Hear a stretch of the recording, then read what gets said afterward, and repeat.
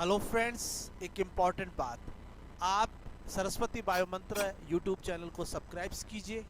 आप bell icon को press कर लीजिए और समय समय पर आपको इससे नोटिफिकेशन मिलता रहेगा मेरी क्लासेस का। Good morning, dear students. Welcome all of you in my YouTube channel Saraswati bio मंत्र। कल मैंने आप लोगों के साथ में बातचीत की थी पीयूष ग्रंथि के बारे में, जिसमें एडिनो हाइपोफाइसिस से स्त्रावित होने वाले हार्मोन, न्यूरो हाइपोफाइसिस से स्त्रावित होने वाले हार्मोन्स के बारे में बात किया था। फिर मैंने आप लोगों को जैविक घड़ी या पीनियल ग्लैंड के बारे में भी मैंने आप लोगों को डिस्कस किया था कि पीनियल ग्लैंड से आपका मेलाटोनिन हार्मोन निकलता है। आज मैं बात करने वाला हूं शरीर की सबसे बड़ी ग्लैंड की। कल तक बातें चल रही थी शरीर की सबसे छोटी ग्लैंड की। आज बात किसकी करेंगे? शरीर की सबसे बड़ी ग्लैंड की बात करेंगे। तो देखिए, शरीर की सबसे बड़ी जो ग्लैंड है वो ग्लैंड कौन सी है? Thyroid gland. किसकी बात करेंगे हम लोग? थायराइड ग्लैंड की बात करेंगे। देखिए, थायराइड ग्लैंड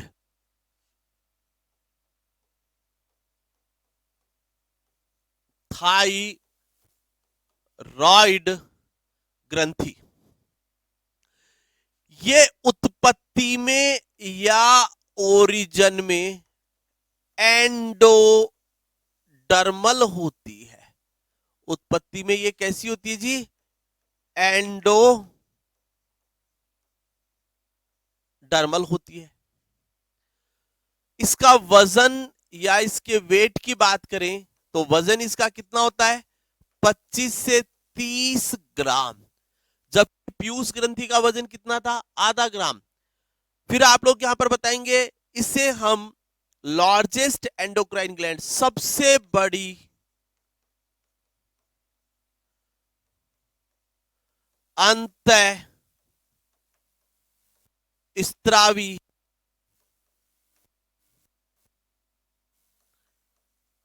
ग्रंथि भी कहते हैं, लार्जेस्ट एंडोक्राइन ग्लैंड।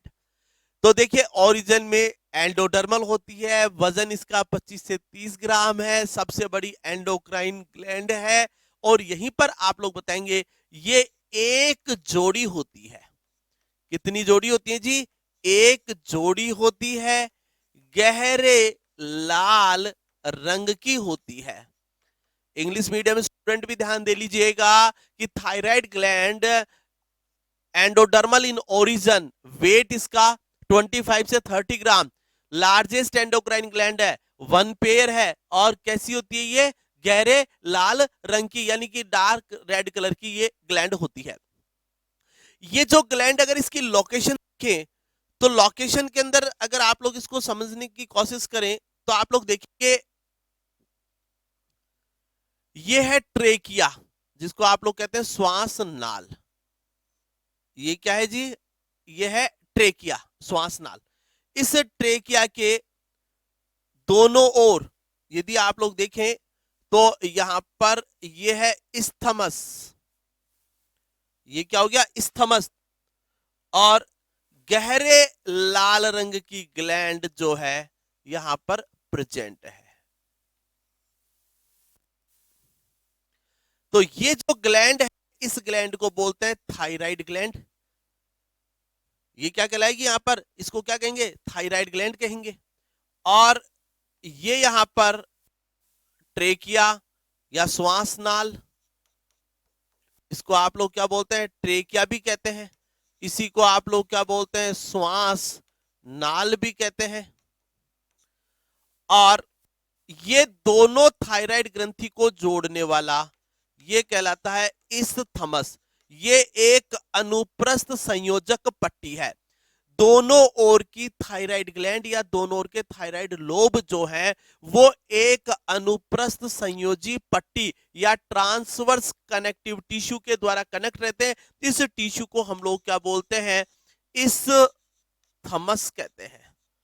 इसको हम लोग क्या बोलते हैं? इस थमस कहते हैं। फिर आप लोग यहीं पर बताएंगे कि जो थायराइड ग्लैंड है डार्क रेड कलर की है। यानी कहां पर पाई जाती है थायराइड ग्लैंड? थायराइड ग्लैंड जो है आप लोग बताएंगे ये हमारा ट्रेकिया है। ट्रेकिया का ये यहां पर ट्रेकिया के दोनों ओर एक जोड़ी जो है वो क्या पाई जाती है, थायराइड ग्लैंड पाई जाती है। फिर उसके बाद में हम अगली स्लाइड के ऊपर चलते हैं।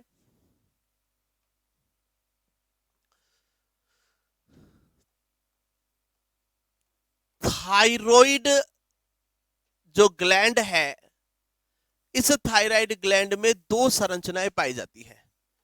दो संरचनाएं कौन कौन सी पाई जाती हैं? एक तो पाए जाते हैं थायराइड पुट्टक।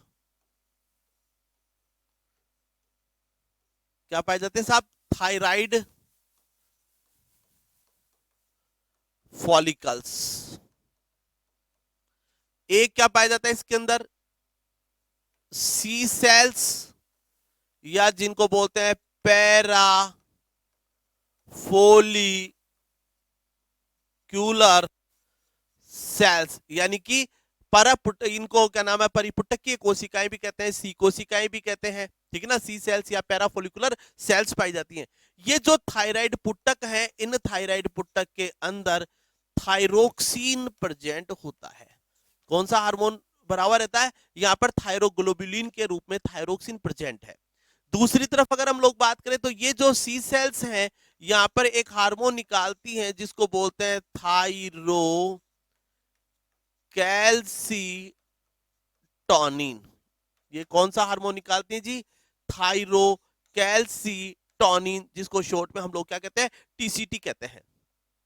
तो थायराइड ग्लैंड जो है वो यहां पर आप लोग बताएंगे दो भागों में विभाजित कर सकते हैं इसको। एक तो थायराइड पुट्टक, एक आप लोग क्या बताएंगे? सी सेल्स, यानी कि पैराफोलिकुलर सेल्स या परिपुटकीय कोशिकाएं।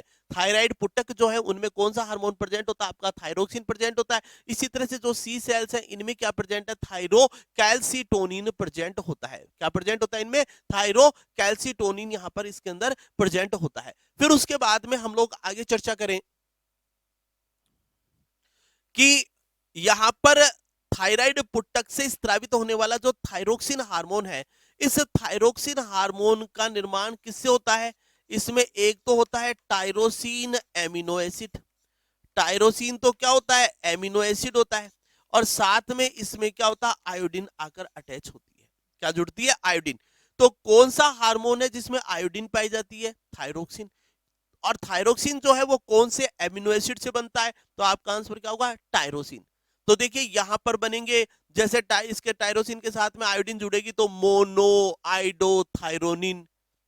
फिर बताएंगे जैसे क्या नाम है आपका, डाई आइडोथायरोनिन है जैसे, ठीक है ना। इसी तरह से ट्राई आइडोथायरोनिन है, टेट्रा आइडोथायरोनिन। जो टेट्रा आइडोथायरोनिन है जिसको T3 भी कहते हैं, T1 T2 T3 T4, तो T3 जो है वो T4 में कन्वर्ट होता है, यानी T3 आपका ट्राई आइडोथायरोनिन जो है वो टेट्रा आइडोथायरोनिन में कन्वर्ट होता है। और टेट्रा आइडोथायरोनिन जो है उसी को मित्रों हम लोग क्या बोलेंगे?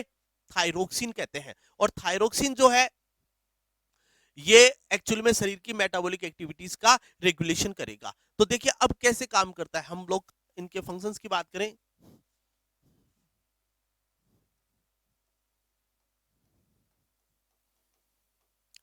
थायरोक्सिन के फंक्शन, यानी कि थायरोक्सिन हार्मोन के क्या क्या कार्य होते हैं।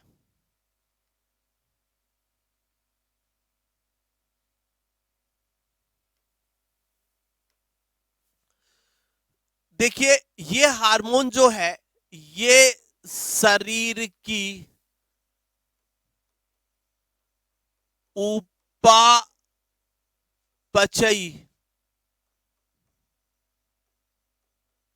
क्रियाओं का नियमन करता है। ये शरीर की उपापचयी क्रियाओं का नियमन करता है, यानी कि regulation of metabolic activities. Regulation of metabolic activities of body. ये शरीर की उपापचयी क्रियाओं का नियमन करेगा। अब ये शरीर की उपापचयी क्रियाओं का नियमन करता है, यानी कि ये कार्बोहाइड्रेट का मेटाबॉलिज्म भी करेगा, लिपिड का मेटाबॉलिज्म भी करेगा, प्रोटीन का मेटाबॉलिज्म भी करेगा। फिर यहां पर बताएंगे ये जो है शरीर की बीएमआर का नियमन करता है। शरीर की बीएमआर, बीएमआर को क्या बोलते हैं? Basal metabolic rate, basal metabolic rate आधारीय उपापचयी दर का नियमन करता है। अब यहीं पर एक कंसेप्ट याद रखिए। पहली बात तो बीएमआर क्या है? 1 मिनट में किसी सेल के अंदर कोई भी फूड पार्टिकल है, उसका जो मेटाबॉलिज्म जो चलता है वो उस सेल का क्या कहलाता है? बीएमआर। तो अब पूरी बॉडी का हम काउंट कर सकते हैं उसी की तरह से। तो बीएमआर जो है, बेसल मेटाबॉलिक रेट जो है, यदि किसी एनिमल का साइज जितना ज्यादा छोटा होगा उसमें बीएमआर उतनी ही ज्यादा होगी। जैसे हम लोग बात करें, बीएमआर जो है inversely proportional to size of animals. मतलब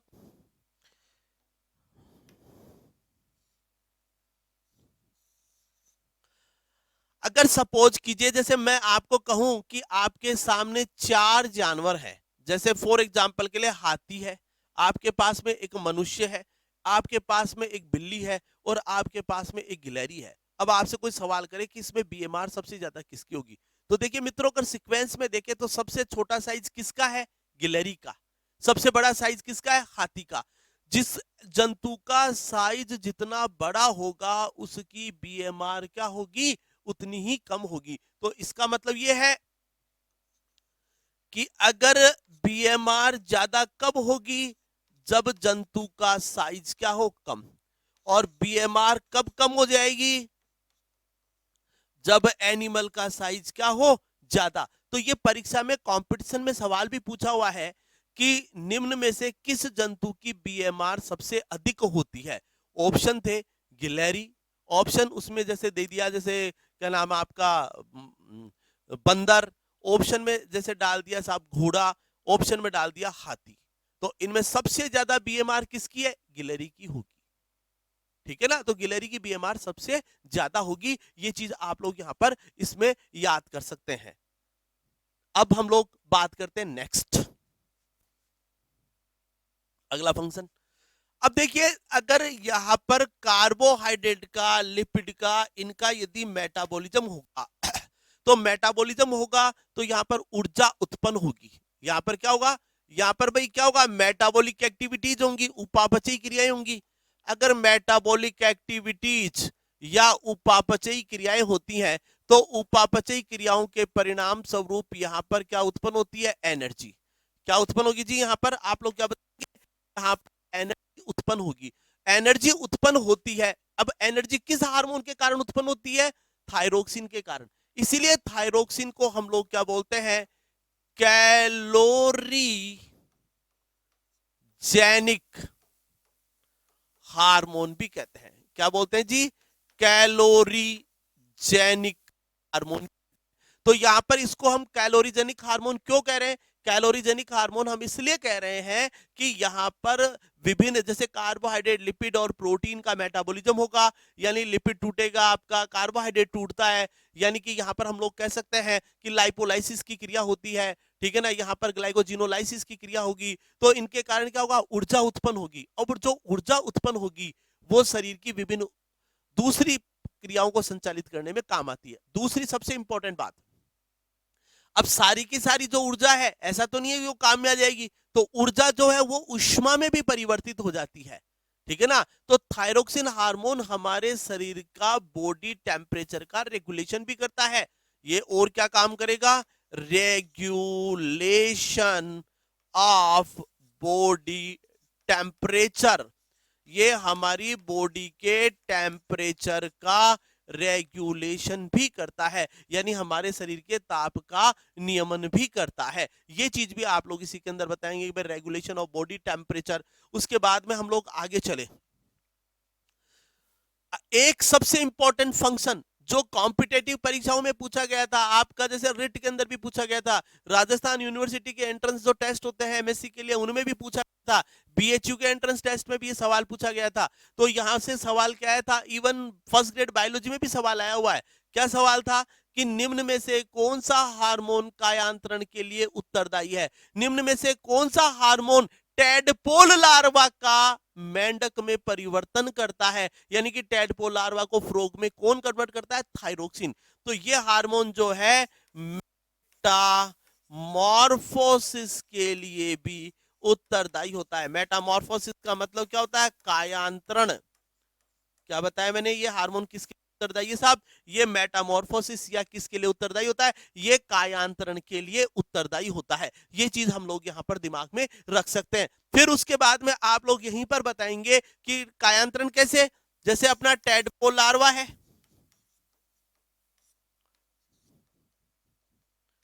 टैडपोल लार्वा किस में परिवर्तित हो जाता है? फ्रॉग में, मेंढक में। और आपको मैं बताऊं कि देखिए, मेटामॉर्फोसिस के लिए थायरोक्सिन तो काम आता ही आता है, इसके अलावा लाइसोसोम, कोशिका अंग की बड़ी महत्वपूर्ण भूमिका होती है। और लाइसोसोम के अंदर एक एंजाइम पाया जाता है, कैथेप्सिन। कौन सा एंजाइम पाया जाता है? कैथेप्सिन। ये जो कैथेप्सिन है, यहां पर आप लोग बता सकते हैं, ये जो कैथेप्सिन है ये मेटामॉर्फोसिस के लिए उत्तरदायी एंजाइम है। ठीक है ना? तो अपने दिमाग में यहां पर रखेंगे क्या क्या फंक्शन बताए। पहला फंक्शन बताया, ये शरीर की उपापचयी क्रियाओं का नियमन करता है। दूसरा फंक्शन बताया, ये शरीर की बीएमआर का नियमन करेगा।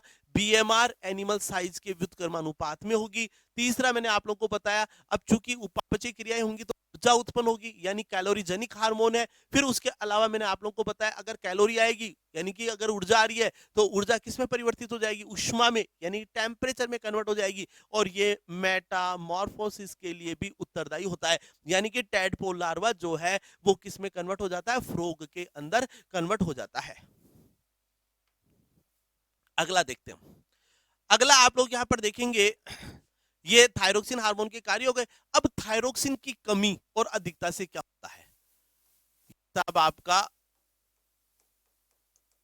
थायरोक्सिन हार्मोन,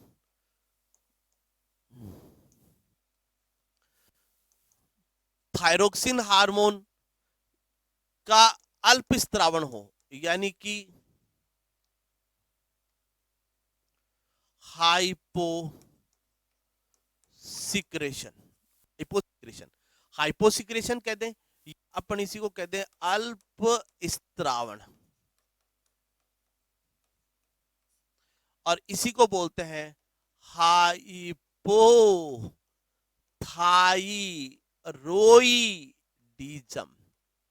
क्या कहेंगे? हाइपोथायरॉइडिज्म। एक होता है आपका हाइपर थायरॉइडिज्म, या जिसको आप लोग बोलेंगे हाइपर सिक्रेशन, यानी अति स्त्रावण। भाई थायराइड ग्रंथि का अल्प स्त्रावण, थायराइड ग्रंथि का अति स्त्रावण। हाइपो का मतलब होता है कम, हाइपर का मतलब क्या होता है? ज्यादा। नहीं कहते कि भैया ज्यादा हाइपर मत बनो, यानी ज्यादा गुस्से में मत आओ, ठीक है ना, थोड़ा नॉर्मल रहो। हाइपोथायरॉइडिज्म, यानी कि थायराइड ग्रंथि का स्त्राव कम। आजकल परीक्षाओं में ये नाम ज्यादा दिए जाते हैं कि हाइपोथायरॉइडिज्म का परिणाम है। तो देखिए, हाइपोथायरॉइडिज्म के कारण अब यहाँ पर कौन कौन से रोग होते हैं हम उनके बारे में डिस्कस करेंगे।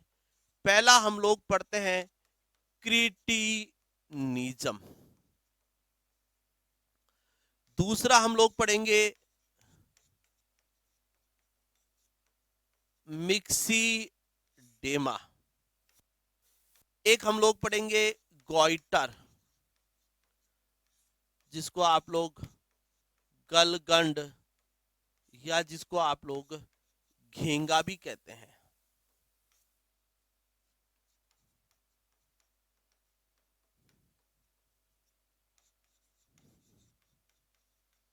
मिक्सॉइडेमा, और ये गॉइटर। और एक बताएंगे हाशिमोटो डिजीज, हाशिमोटो रोग। तो पहली चीज तो दिमाग में क्या रखेंगे? हाइपोथायराइडिज्म के कारण, यानी हाइपर सिक्रेशन के कारण यहां पर क्रिटिनिज्म, मिक्सीडेमा, गोइटर, गलगंड या घेंगा या हाशिमोटो डिजीज भी हो जाती है। कौन कौन सा बताया? हाइपर सिक्रेशन के कारण दिमाग में रखो क्रिटिनिज्म, मिक्सीडेमा, गॉइटर, और क्या याद रखेंगे, हाशिमोटो। देखिए अब अपने को दिमाग में रखना है कि भैया अब इनका कोई कोड बना लो आप। कोड कैसे बना लो कि यहां पर घेरीलाल जो है ना, घेरीलाल को हम राजस्थान का सीएम बना देते हैं। घेरीलाल को क्या बना दे, राजस्थान का सीएम बना दे। कुछ भी कर लो भैया, मैंने तो अभी जस्ट ही आपको याद करने के तरीके से बताया कि अपन इसको इस तरीके से याद कर लें कि घेरीलाल राजस्थान का सीएम है, तो घेरीलाल जीएच और सीएम। सी का मतलब क्रिटिनिज्म, एम का मतलब मिक्सीडेमा, जी का मतलब आप लोग बताएंगे गोइटर, एच का मतलब क्या है, हासी मोटो। और हाइपरथायराइडिज्म के कारण यहां पर क्या होता है, एक तो नेत्रोत सेंधी रोग, नेत्रोत, जिसको हम बोलते हैं एक्सोथैलेमिक डिजीज, एक तो ये है। दूसरा बताएंगे ग्रेव का रोग,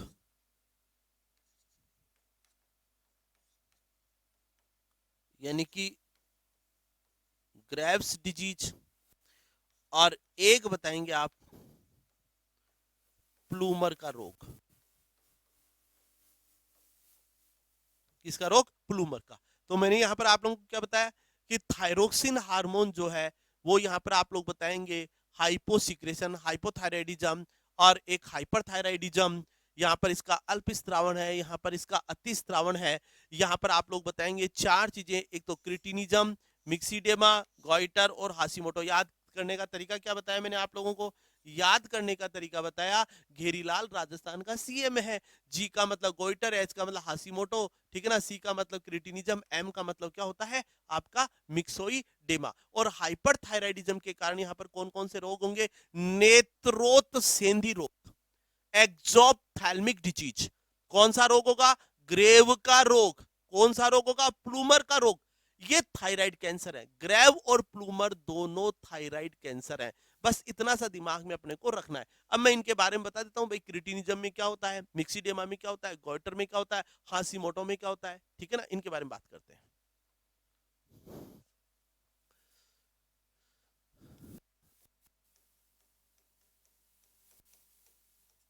क्रिटिनिज्म,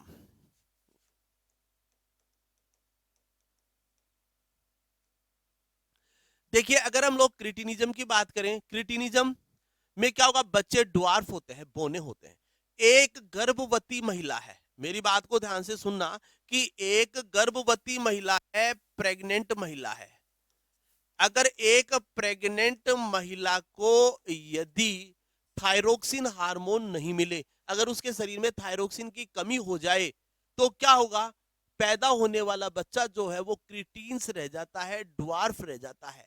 तो थायराइड ग्रंथि की मतलब थायराइड, थायरोक्सिन के अल्प स्त्रावन के कारण अगर बच्चों में इसका सिक्रेशन कम हुआ है तो बच्चे ड्वार्फ रह जाते हैं। इसको थायराइड ड्वार्फनेस कहते हैं, थायराइड ड्वार्फिनिज्म। एक पढ़ा था पिट्यूटाइन ड्वार्फिनिज्म, एक पढ़ रहे हैं थायराइड ड्वार्फिनिज्म। ऐसे बच्चे क्या कहलाएंगे, आपके क्रिटीन्स कहलाते हैं। ये बच्चे, इनका आईक्यू बहुत कम होता है। इनका आईक्यू क्या होता है, आईक्यू क्या होता है, कम होता है। ये बच्चे कैसे होते हैं, नपुंसक होते हैं, स्टेराइल होते हैं, आईक्यू कम होगा, ठीक है ना, मानसिक रूप से ये मंदबुद्धि होंगे। और ऐसे बच्चे क्या कहलाते हैं, क्रिटीन्स कहलाते हैं। और क्रिटीन्स, जिन बच्चों में क्रिटीन्स देखने को मिलता है उन बच्चों को हम लोग क्या कह देते हैं साहब, ये रोग कौन सा है, क्रिटिनिज्म कहलाता है। ये पहला रोग बताया। दूसरा आप लोगों को यहां पर मिक्सोइडेमा, मिक्सोई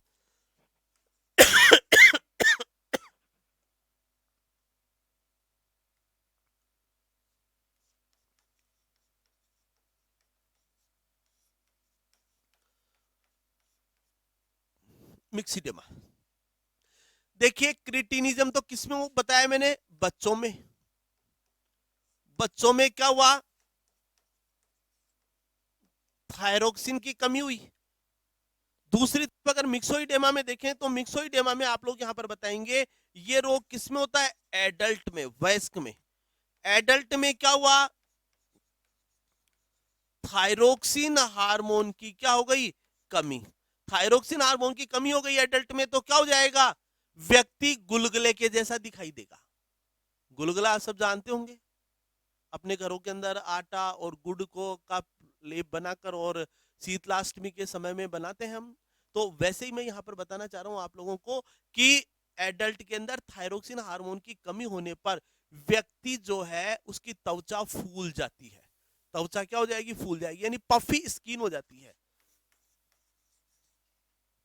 कैसी हो जाती है, स्किन पफी हो जाती है और स्किन पूरी रेडिश हो जाती है। स्किन कैसी हो जाती है, पफी हो जाती है। स्किन कैसी हो जाती है, रेडिश हो जाती है। ये सब चीजें आप लोग इसके अंतर्गत बताओगे और व्यक्ति जो है वो फूलकर मोटा हो जाता है। और हम कह देते हैं भैया व्यक्ति गुलगुले के जैसा। मैंने गुलगुला शब्द क्यों नाम में लिया, क्योंकि मिक्सीडेमा का एक नाम और है गुल्स डिजीज।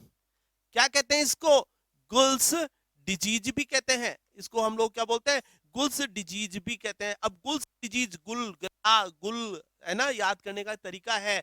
मिक्सीडेमा में क्या बताएंगे, एडल्ट के अंदर थायरोक्सिन हार्मोन की कमी होने के कारण त्वचा फूल जाती है और ऐसे व्यक्ति जो है वो ठंड के प्रति ज्यादा संवेदनशील होती है। इनको ठंड ज्यादा लगती है, क्यों, क्योंकि बॉडी में थायरोक्सिन नहीं है तो टेम्परेचर कम हो गया बॉडी का, तो ठंड इनको क्या लगेगी, ज्यादा लगेगी। और ये आप लोग क्या बताएंगे, इसको गुल्स डिजीज के नाम से भी जानते हैं। अगला हम लोग बात करते हैं गॉइटर। गॉइटर कह दीजिए या कलगंड कह दीजिए, घेंगा कह दीजिए, एक ही बात है। देखिए अगर हम लोग यहाँ पर गॉइटर की बात करें, घेंगे की बात करें, तो यहाँ पर आप लोग बताएंगे कि गॉइटर या गलगंड या घेंगे में क्या होता है, गला जो है, गले पर यहाँ पर थायराइड ग्रंथि सूजकर लटक जाती है। थायराइड ग्रंथि का सूजकर लटक जाना क्या कहलाता है, गॉइटर या गलगंड। एक्चुअली में होता कैसे है, हम लोग सब जानते हैं कि थायरोक्सिन हार्मोन के संश्लेषण के लिए आयोडीन की आवश्यकता होती है। जब शरीर में आयोडीन कम हो जाए, शरीर में क्या हो जाए, आयोडीन कम, तो यहां पर थायरोक्सिन भी क्या बनेगा, कम बनेगा। और थायरोक्सिन कम यदि बनेगा तो यहां पर क्या हो जाएगा, गॉइटर हो जाएगा, गलगंड हो जाएगा। मतलब इसको मैं एक चार्ट से, उसी चार्ट से समझाता हूं। देखिए हम लोगों ने हाइपोथैलेमस, हाइपोथैलेमस से क्या निकलता है, टीएसएचआरएच। टीएसएचआरएच किस पर क्रिया करेगा, एडिनो हाइपोफाइसिस पर। ये क्या निकालेगा, टीएसएच निकालेगा। और टीएसएच जो है वो किस पर क्रिया करेगा, थायराइड पर। और थायराइड जो है वो क्या निकालती है, थायरोक्सिन निकालती है। ये हमने पढ़ा था पहली वाली जो क्लासेस में। अब एक्चुअली में इसी को समझने वाली बात है। देखिए जो ये आपका हाइपोथैलेमस है, तो यहाँ पर जो हाइपोथैलेमस है, अब जैसे शरीर का ताप कम हो गया, शरीर की उपापचयी क्रियाएं कम हो गई, तो हाइपोथैलेमस को सिग्नल मिलने लगे। हाइपोथैलेमस को क्या मिलने लगे, सिग्नल। क्या सिग्नल मिला, हाइपोथैलेमस को सिग्नल मिला कि भैया थायरोक्सिन की कमी हो गई, थायरोक्सिन का सिक्रेशन करवाओ। तो हाइपोथैलेमस ने क्या निकाला, टीएसएचआरएच निकाला। ये जो टीएसएचआरएच है ये एडिनो हाइपोफाइसिस अग्र पीयूष के पास में गया और अग्र पीयूष को कहता है कि बेटे बेटे क्या कर रही है, कहते कि अग्र पीयूष को निकालो टीएसएच। तो इसने थायराइड स्टिमुलेटिंग हार्मोन निकाल दिया। ये थायराइड स्टिमुलेटिंग हार्मोन जो है ये थायराइड ग्रंथि के ऊपर आकर क्रिया करेगा और थायराइड ग्रंथि से किसका निर्माण कर, किसका सिक्रेशन करवाता है, थायरोक्सिन का। अब गोइटर के टाइम में क्या प्रॉब्लम हुई, देखिए शरीर के अंदर टेम्परेचर कम है, शरीर की उपापचयी क्रियाएं रुकी हुई हैं, तो हाइपोथैलेमस ने कहा टीएसएचआरएच की जाओ और एडिनो हाइपोफाइसिस को सक्रिय कर दो। एडिनो, ये थायराइड ग्लैंड जो है वो क्या निकालेगी, थायरोक्सिन। अब क्या हुआ, इस थायराइड ग्लैंड के पास में आयोडीन की कमी है। अब क्या हुआ, जब आयोडीन की कमी है तो यहां पर टीएसएच आएगा, थायराइड ग्लैंड को पंच करेगा। क्या करिए बेटे बेटे, कुछ काम नाम तो करती नहीं है, थायरोक्सिन निकाल। फिर आएगा थायरोक्सिन निकाल, थायरोक्सिन निकाल। अब बेचारी थायरोक्सिन निकाले कहां से, आयोडीन नहीं है, आयोडीन नहीं है तो थायरोक्सिन नहीं बना। तो क्या होगा, ये बुरा मान जाती है। आपने देखा होगा आपके पड़ोसी को आपने चूटी काटी, वो एक बार तो आपकी तरफ थोड़ा हंस के देखेगा। दोबारा काटी तो वो थोड़ा सा घुर्रा के देखेगा, और अगर तीसरी बार आपने चुट्टी काटी तो वो दूर सरक के और आपसे फूल के कुप्पा हो जाएगा, नाराज हो जाएगा और फूल जाएगा। तो यहां पर भी थायराइड ग्लैंड जो है वो नाराज होकर फूल जाती है। इसी को आप लोग कहते हैं गॉइटर। और ये किसके कारण हुआ? आयोडीन के कारण। किसके कारण हुआ ये किसके कारण हुआ? ये हुआ आयोडीन की कमी के कारण। ये चीज आप लोग इसके अंदर बताएंगे। नेक्स्ट, हाशीमोटो।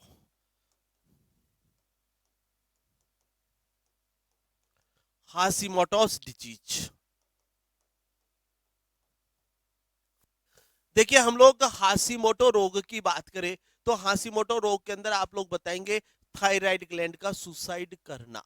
जब शरीर के अंदर थायराइड ग्रंथि के अगेंस्ट एंटीबॉडी का निर्माण हो जाता है। थायराइड ग्लैंड के अगेंस्ट किसका निर्माण हो गया? एंटीबॉडी का निर्माण हो जाता है, तो थायराइड ग्लैंड नष्ट हो जाती है। तो शरीर की जब एंटीबॉडी ही शरीर की थायराइड ग्लैंड को नष्ट कर दे तो इसको बोलते हैं थायराइड ग्लैंड की आत्महत्या, सुसाइड ऑफ थायराइड ग्लैंड। और इसी को बारे में हाशीमोटो ने बताया था, इसलिए इसको बोलते हैं हाशीमोटो डिजीज, हंस के मर जाना। दिमाग में बात रह जाएगी आपके सबके। अब हम लोग आगे बात करते हैं कि अगर देखिए, अगर एक मैं लाइन में बताऊं, अगर सपोज कीजिए कि थायरोक्सिन की यदि कमी हो गई तो क्या होगा? बीएमआर कम हो जाएगी। क्या होगा? टेम्परेचर, बॉडी टेम्परेचर, ये भी क्या हो जाएगा? कम। रेट ऑफ हार्ट बीट, यानी कि श्वसन दर, ये भी कम हो जाएगी। रेट ऑफ रेस्पायरेशन, श्वसन की दर भी कम हो जाएगी। लेवल भी क्या हो जाएगा? कम। और यहां पर वेट, या आप लोग कह सकते हैं वजन, बढ़ जाता है। ये सब थायरोक्सिन की अधिकता कमी के कारण होता है। अब सपोज कीजिए थायरोक्सिन यदि ज्यादा है तो क्या होगा? बीएमआर ज्यादा होगी, टेम्परेचर भी क्या हो जाएगा? ज्यादा। पर आपके हार्ट बीट भी क्या होगी? ज्यादा। हृदय की दर भी ज्यादा हो जाएगी। यहां पर आप लोग बताएंगे श्वसन की दर, ये भी ज्यादा हो जाएगी। और एनर्जी लेवल यहां पर आप लोग बताएंगे बढ़ जाएगा। और साथ में बताएंगे वेट, वजन कम हो जाता है। जिस व्यक्ति में थायरोक्सिन ज्यादा निकलता है उसमें वजन जो है वो क्या हो जाता है? कम हो जाता है। ये चीज आप लोग इसके अंतर्गत बताएंगे। फिर आगे बात करते हैं कि इसका थायरोक्सिन हार्मोन जो है, इसका स्त्राव अधिक होने के कारण कौन कौन से रोग होते हैं? एक रोग तो मैंने आप लोगों को बताया था, एग्जॉप डिजीज, एक्सोप्थेलेमिक डिजीज। अभी हमने थोड़ी देर पहले पढ़ा था कि एक्सोप्थेलेमिक डिजीज या नेत्रोत्सेंदी रोग क्या होता है? ये जब शरीर में थायरोक्सिन हार्मोन अधिक हो जाता है तो हमारे जो ये नेत्र गोलक है, आईबॉल, इनके नीचे म्यूकस जमा हो जाती है।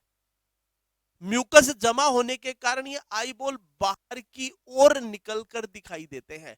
और संबंधित रोगी व्यक्ति की जो शकल है वो डरावनी हो जाती है। वो राक्षस, आप लोगों ने देखा होगा, लंबे पतले और आंखें बड़ी बड़ी और बाहर की तरफ लटकी हुई, तो डरावनी शकल नजर आती है। ये एक्चुअल में क्या है कि जब हमारे आई बॉल के नीचे, नेत्र गोलक के नीचे श्लेष्मा या म्यूकस का डिपोजिशन हो जाता है तो आई बॉल बाहर की ओर लटक जाते हैं। इस रोग को बोलते हैं एक्सोप्थेलेमिक डिजीज। फिर मैंने आप लोगों को बताया, एक बताया मैंने आपको प्लूमर डिजीज। ये दोनों थायराइड कैंसर हैं। सिर्फ इतना सा याद रख लीजिए, थायराइड की अधिकता होने के कारण यहां पर थायराइड ट्यूमर का निर्माण हो जाता है, थायराइड कैंसर कहलाते हैं। अब इसका लास्ट एक जो हार्मोन है जो कि सी कोशिकाओं से निकलता है, सी सेल्स से, कौन सा हार्मोन बताया था? TCT hormone, TCT.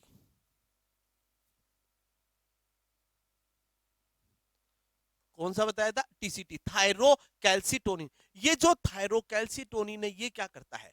ये थायरोकैल्सिटोनिन आप लोग बताएंगे, ये ब्लड के अंदर कैल्शियम की सांद्रता को का नियमन करेगा।